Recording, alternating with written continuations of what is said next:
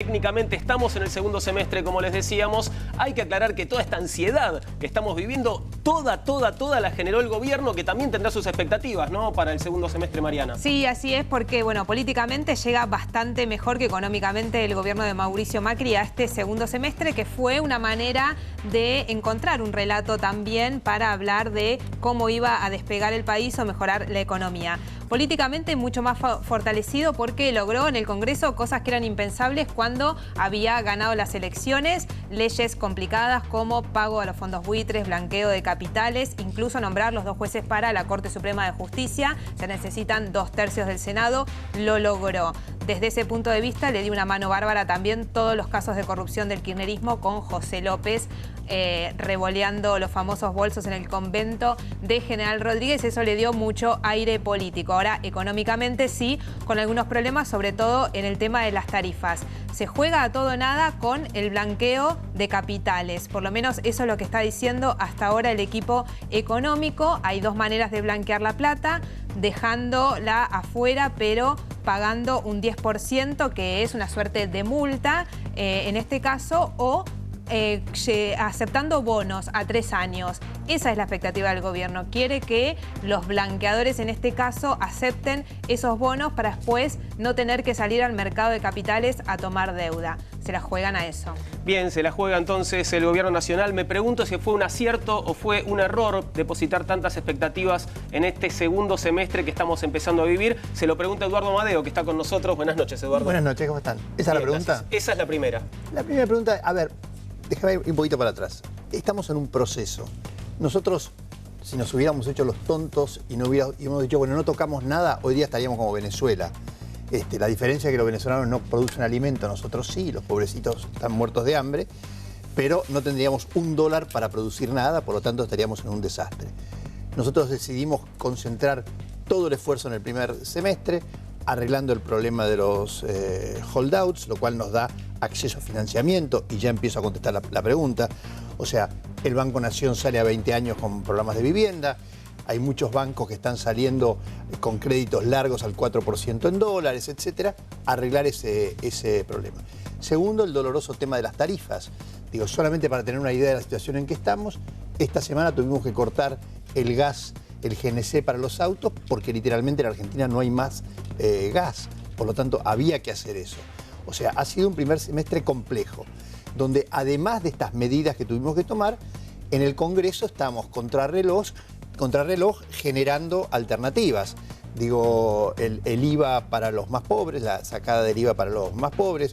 Pronto votamos votamos el blanqueo, que nos va a dar, como vos decías, un ingreso importante de capitales. Pronto votamos en agosto el nuevo régimen de viviendas.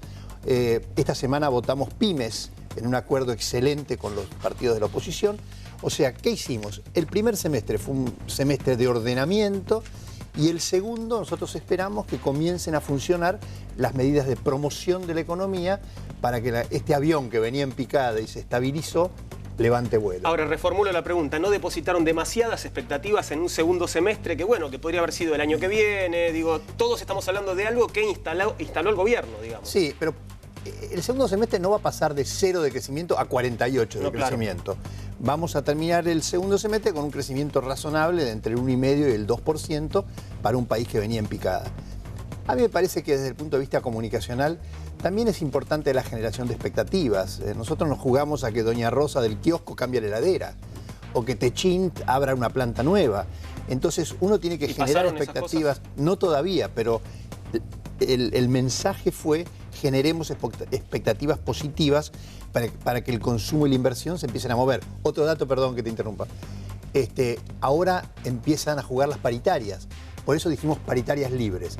La gente tiene un 30% de aumento por lo menos en el bolsillo, que debería gastarlo en una economía con menos inflación.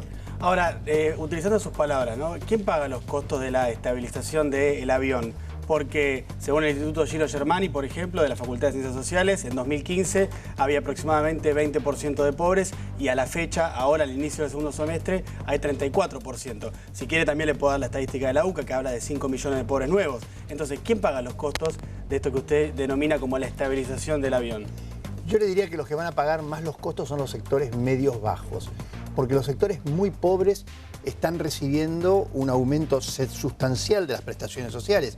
Hay 1,5 millones de personas más que reciben asignación familiar, el tema del IVA para el consumo, etcétera. Los sectores que tienen programas sociales están recibiendo mucho dinero. Los que la están pasando peor en este momento son los sectores medios bajos que están en negro y que no tienen programas sociales. Para ellos lo que confiamos es que la inflación se estabilice, que la economía se empiece a mover y que efectivamente las paritarias les devuelvan poder de compra. ¿Y no sería bueno que lo pagaran los sectores más altos de la sociedad? Los sectores más altos de la sociedad lo van a pagar también, porque contra los pedidos que nos están haciendo todos de que bajemos el impuesto a las ganancias, nosotros no lo vamos a hacer y por lo tanto el impuesto a las ganancias va a llevarse una parte de los ingresos. Pero no crea usted que ha habido una transferencia de ingresos enorme a los sectores más altos. En todo caso, lo que ha habido ha sido un reordenamiento de precios relativos, ¿no? ¿Y qué pueden hacer para que esa clase media, media-baja, no sufra tanto las consecuencias de las medidas? Frenar la inflación, que está en camino, o sea, nosotros apostamos a terminar el año con una inflación por debajo del 2%, paritarias libres para que esos sectores reciban los mayores ingresos. Pero como eso era parte un de la derecho ya negociación. adquirido. Bueno, está bien, pero la expectativa era que le íbamos a poner techo. No le pusimos ningún techo y por lo tanto hay aumentos que van entre el 35 y el 40% en tono con la inflación de este tiempo. Entonces, en este mes la gente ya empieza a cobrar el aumento de salarios y por lo tanto debería estabilizarse, ¿no? En relación a esto que usted mencionaba acerca de Venezuela, ¿por qué siempre el gobierno utiliza esa afirmación? Porque no solamente usted, sino lo he escuchado de varios funcionarios, varios que han estado en este programa incluso, de que si ustedes no tomaban estas medidas, el país terminaba como Venezuela. ¿No es un poco el discurso de la inevitabilidad, de que las cosas las tuvieron que hacer porque eran inevitables? Es que las cosas eran inevitables. A ver, ¿Pero había un solo camino, Eduardo? Dos comentarios. Primero, respecto de por qué Venezuela. Si usted quiere, usted me está diciendo, y yo lo entiendo y lo compro, es una picardía de nuestra parte comparar con Venezuela, porque era el modelo que le encantaba a Kicillof. Es un modelo de mucho consumo, cero inversión. La Argentina no ha tenido ninguna inversión, toda intervención del Estado. Los pobres venezolanos terminaron así y nosotros nos hubiéramos quedado sin ninguna divisa. Cuando asumió Sturzenegger, en el Banco Central había papelitos, no había dólares. Entonces, nosotros lo que decimos era inevitable devaluar porque, a ver, ¿a quién le servía el dólar a 8 pesos? A los que se iban a Miami. No le servía a los productores de frutas, no le servía a los productores de trigo, a los vendedores, a nadie. Era necesario y se hizo razonablemente bien. Hoy día, sin divisas, la desocupación sería enorme, porque no habría plata para importar los más elementares repuestos o bienes de capital o intermedios para que la economía funcionase, ¿no? Ahora, Eduardo, el gobierno está apostando fuertemente al blanqueo porque las inversiones no están llegando como se esperaba. El diario La Nación publicó hace 2 lunes un listado de las inversiones que ya se anunciaron y que son firmes, que da 15.000 millones de dólares firmados y en funcionamiento. Eso es 3 veces la inversión anunciada en el primer trimestre del otro año. Ahora, una inversión no es un Boeing con dólares sobre la 9 de julio. Una inversión es un tipo que dice, vamos a ampliar la fábrica de vasos, importo las máquinas y contrato gente. Entonces, no es instantáneo. Claro, pero ¿qué empresario va a decidir invertir en una economía en recesión? ¿Por qué un empresario de afuera va a decir, bueno, ok, vayamos a invertir en Argentina que entró en recesión? Porque está lleno de oportunidades. Donde hay una carencia hay una oportunidad. Oportun crisis, como los chinos, dice usted. Oportun crisis. A ver, un país que no invirtió durante 4 años, yo estoy seguro que el señor que hace estos vasos tiene que cambiar la máquina porque la máquina no da más. La Argentina está desesperada por infraestructura, país sin trenes. La Argentina tiene enormes oportunidades de agregarle valor a sus materias primas, ¿no? Nosotros somos grandes exportadores de granos y no de chanchos o de pollos como Brasil. O sea, la Argentina es un país lleno de oportunidades y por lo tanto es ahí donde nosotros apostamos. Yo entiendo lo de las oportunidades, pero el tema de que cuando un empresario invierte por condiciones. Si la economía entra en recesión, lo dice el INDEC, no lo dice un estudio privado, y si además la caída del consumo es sostenida, como se viene sucediendo, ¿por qué va a invertir un empresario en recesión y con caída del consumo? Porque los que ganan más plata son los que saben comprar cuando los mercados están en baja.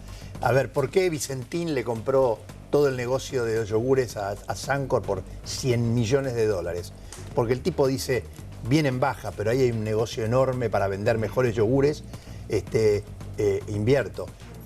Yo soy un optimista cuando veo las oportunidades perdidas de la Argentina. Como Palermo es un optimista del gol, usted es un optimista de la inversión. Totalmente. Buena definición, se la agradezco. Bueno, hay que invocarla también, ¿no? Claro.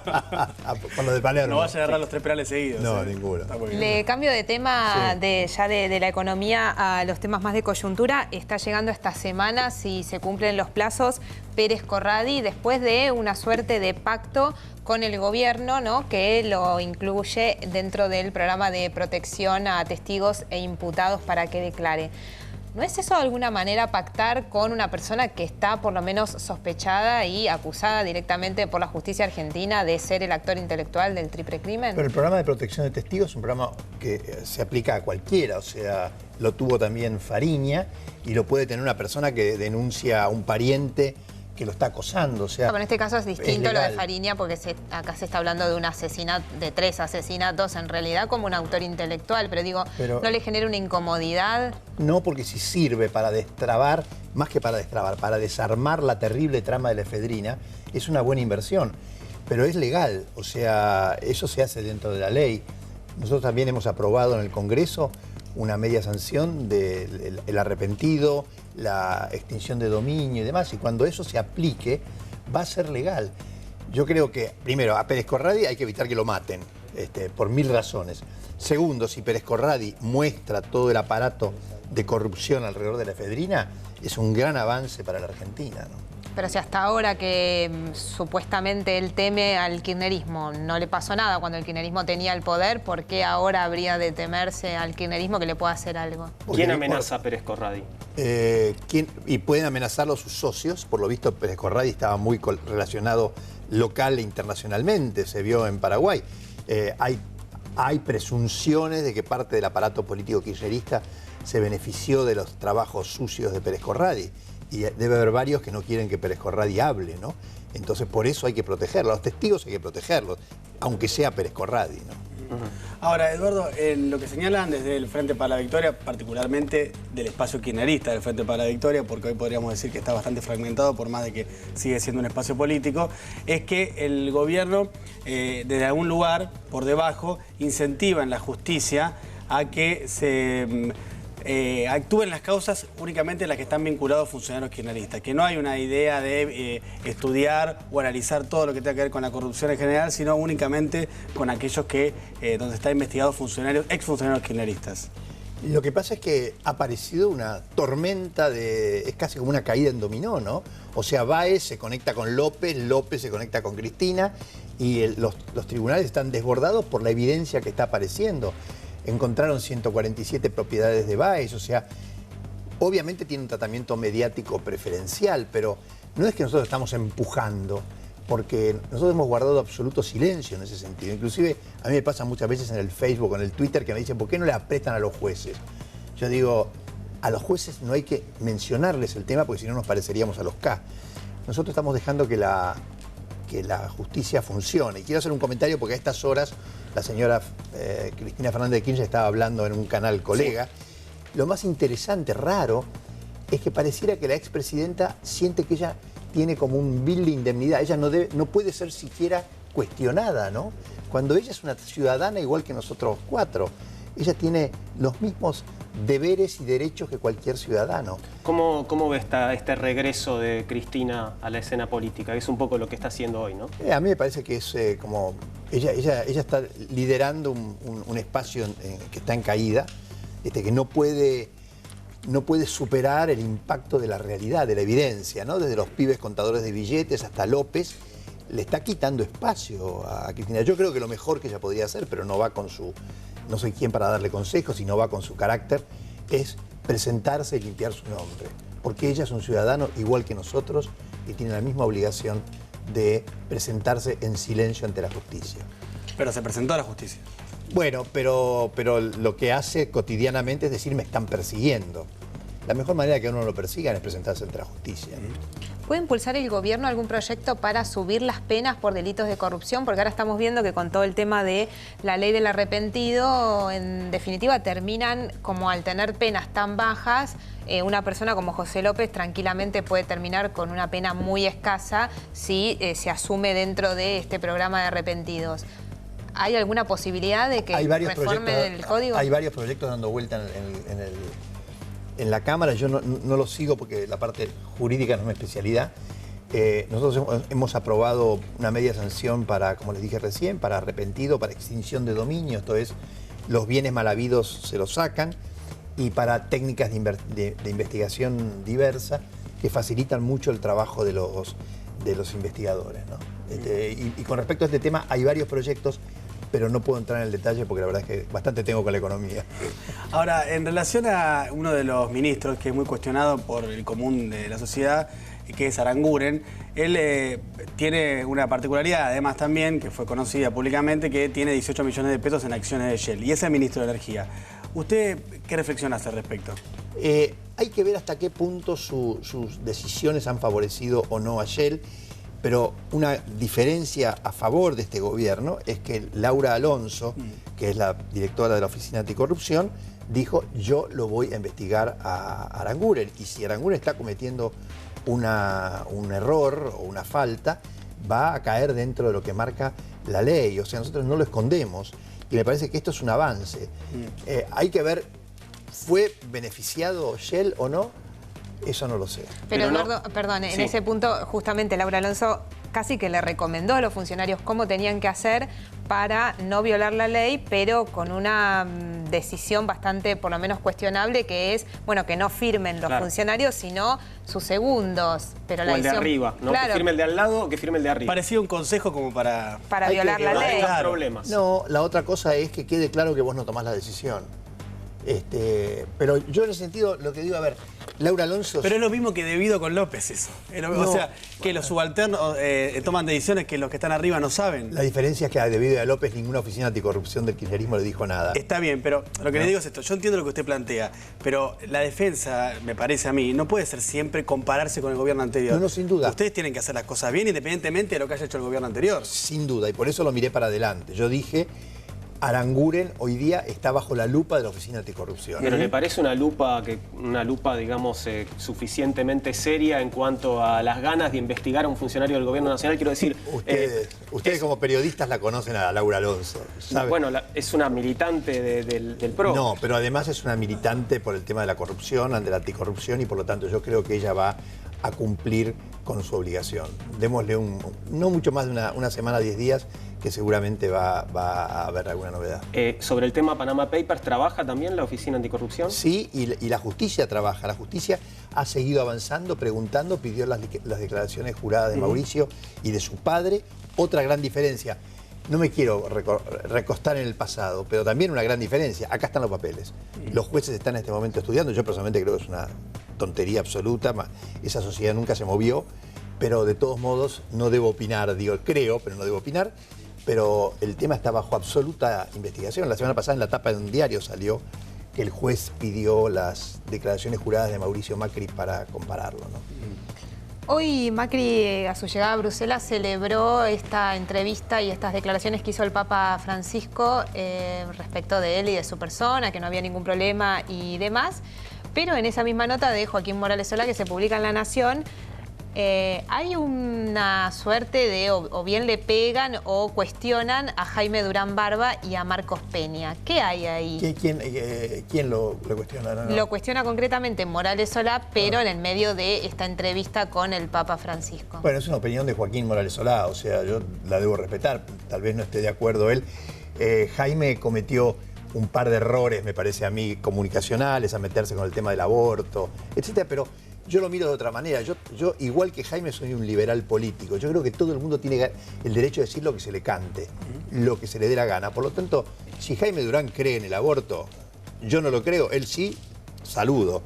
El Papa cree que no, eso entra dentro del juego de las opiniones que deben ser respetadas, ¿no? Pero hay dentro de ese sector de Jaime Durán Barba o de Marcos Peña una actitud de pelearse con el Papa o de generar un ruido político. Yo creo, por lo que veo cotidianamente y hablo con ellos, nadie se quiere pelear con el Papa. El Papa es un tipo fantástico, es un líder de la humanidad, no tiene sentido. Obviamente que a nosotros hay cosas que no nos gustan desde el punto de vista de lo simbológico, me parece que recibir algunos personajes, digo, es como meterse un poco en la política argentina, pero por encima de esos detalles está el respeto. Bueno, pero ¿no debería el Papa justamente ser de todos y recibir a todos más o menos por igual? ¿Por qué, contrariarse cuando recibe a alguien que a ustedes no les parece? No, yo digo, no nos gusta, yo digo, podría no gustarte, digo, que se abrace con Moreno. A mí no me gusta Moreno para nada y yo no lo recibiría. Pero por encima de esas cosas, yo defendí la reunión del Papa con Bonafini. A mí me pareció que fue como un ejemplo fantástico de lo que él predica, de la misericordia, ¿no? Claro. Porque ¿quién más agresivo con Bergoglio que Bonafini? Sin embargo, el tipo tuvo la grandeza de recibirlo. Yo en ese sentido lo respeto enormemente y me parece un gran ejemplo para nosotros mismos que nos peleamos todo el tiempo. O sea, nosotros en el Congreso nos peleamos todo el tiempo, bueno, miremoslo a este hombre que recibe a Bonafini, ¿no? Eduardo, antes usted hablaba de la justicia y de que uno de los preceptos del gobierno es que no intervienen en lo más mínimo en la justicia. Desde Comodoro Pi, por lo bajo por supuesto, varios fiscales y algunos jueces incluso señalan o no cayó muy bien esto que se votó en el Consejo de la Magistratura, que es investigar cómo se movieron las causas de corrupción en los últimos 15 años, porque lo toman más que nada como que puede llegar a ser un apriete. ¿Usted cómo lo evalúa? A ver, a todos los que cobramos dinero del Estado, la población tiene derecho a controlarnos. ¿Qué trabajamos en el Congreso? ¿Qué hace? Y a los jueces no. O sea, si un tipo tuvo dormida una causa durante 6 años, para eso, el Consejo de la Magistratura está para eso. Entonces, tomar como apriete el derecho constitucional a controlar es curarse en salud. Yo creo, flaco, si vos estuviste sentado 6 años sobre una causa y no lo puedes explicar, para eso está el Consejo de la Magistratura. Yo creo que el que dice que es apriete porque tiene la cola sucia, ¿no? Me parece que hay que rendir cuentas todo el tiempo. ¿Se puede confiar en la ecuanimidad del Consejo de la Magistratura en esta auditoría? Es plural, en ese sentido es plural. Nosotros no tenemos los 2/3, el poder está repartido y está bien. Yo creo que lo que hay que hacer es ponerlo en la tapa de los diarios, en internet. El juez Rodríguez tuvo estas causas paradas, en cambio el juez Pérez no. Y que la gente y la ley lo decida, ¿no? Una de las integrantes de la Corte Suprema, Jaiton de Nolasco, dijo que para ella podía afectar esas auditorías la independencia de los jueces federales. Yo no estoy de acuerdo. Me parece que los jueces federales, los jueces de falta, son funcionarios públicos. Y como somos funcionarios públicos, debemos hacer publicidad de nuestros actos. Lamento, la respeto muchísimo a la señora Jaiton de Nolasco, pero no estoy de acuerdo con ella. Ahora, que muchas causas que ahora no se está dando con el cambio de gobierno se hayan activado, ¿a ustedes les llama la atención? Por ejemplo, todas las causas que están ahora con funcionarios kirchneristas. Pero es que había causas que estaban durmiendo. Claro. Y esas causas que estaban durmiendo resurgieron no por nosotros. Nosotros no mandamos a los pibes a contar plata con la maquinita, ni a López a tirar el bolso en el monasterio. Cuando saltaron esas cosas, se abrieron todas las demás. Fariña le agarró la locuacidad, contó y por lo tanto se mostró todo. O sea, pero no es un poco, perdón, Eduardo, naif pensar que esto pasó como medio por casualidad. Aparece un tipo tirando un bolso y esto desata un trabajo que estaba dormido. Como... No, conectó todo. Primero, ni nosotros pusimos la maquinita a contar, ni nosotros lo llevamos a López a tirarla. Eso es un problema de ellos. Ahora, cuando eso aparece, lo interesante es que eso muestra las conexiones. ¿Pero no le parece que la justicia federal, tal cual está hoy en la Argentina, actúa de acuerdo a los tiempos del poder político? Por algo, durante el tiempo del kirchnerismo hubo causas que se durmieron y por algo, frente al gobierno de Cambiemos, en primeros 6 meses se activan un montón de causas. ¿No le parece que hay una conexión ahí entre la justicia federal y el poder político? Yo creo que las causas que están ahora arriba de la mesa renacieron por las evidencias que salieron. Los contadores de billetes, insisto, cuando uno tira ese piolín, ahí apareció Rossi, aparecieron todos estos personajes, aparecen de ahí. El señor que aparece tomando whisky, no lo pusimos nosotros. O sea que hay una evidencia hasta visual de todo eso y por lo tanto los jueces, aquellos que querían dejarlas dormidas, ya no pueden más, ¿no?